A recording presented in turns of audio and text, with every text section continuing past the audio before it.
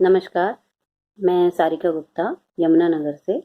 मेरी पिछली कविता जो मैंने अपने पिताजी के लिए बनाई थी आप लोगों को पसंद आई, तो मैं आप सभी के साथ अपनी एक और कविता साझा करना चाहती हूँ, जिसका शीर्षक है अजन्मी पुकार। ये एम्ब्रियो डेथ के लिए मैंने एक कविता बनाने की कोशिश की है, जिसमें उन लड़कियों का दर्द बताया है जिनको उनके जन्म से पहले ही मार दिया जाता है। कि कविता कुछ इस प्रकार है कि मेरे कातिलों के संग जब मेरे माँ बाप ही जुड़ गए, मेरे कातिलों के संग जब मेरे माँ बाप ही जुड़ गए, तो मेरे कदम खुद दूसरी ओर मुड़ गए। मेरे कातिलों के संग जब मेरे माँ बाप भी जुड़ गए, तो मेरे कदम खुद दूसरी ओर मुड़ गए। और जब नादानी में मैंने उनसे कुछ पूछना चाहा, तो जाने क्यों उनके चेहरे के रंग ही उड़ गए।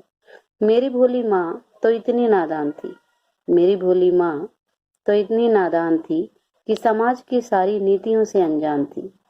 मेरी भोली माँ तो इतनी नादान थी कि समाज की सारी नीतियों से अनजान थी। एक दिन यूं ही उदास मन में मेरी माँ बैठी थी आंगन में। एक दिन यूं ही उदास मन में मेरी माँ बैठी थी आंगन में। मैंने माँ से पूछा कि क्या माँ तुम भी यही चाहोगी। मैंने माँ से पूछा कि क्या माँ तुम भी यही चाहोगी। मैं जो अब तक अंधकार में हूँ, मुझे एक किरण न दिखाओगी। मैंने माँ से पूछा कि क्या माँ तुम भी यही चाहोगी। मैं जो अब तक अंधकार में हूँ, मुझे एक किरण न दिखाओगी। माँ बोली, खुद फैसला कर पाऊं इस मुकाम से कोसों दूर हूँ। माँ बोली, खुद फैसला कर पाऊं इस मुकाम से कोसों दूर हूँ।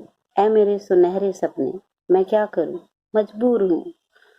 मैं फिर दबी आवाज में रोई और माँ को भी रोने दिया। मैं फिर दबी आवाज में रोई और माँ को भी रोने दिया। वो अस्तित्व जो कभी पा सकती थी, पाने से पहले ही खोने दिया। Thank you.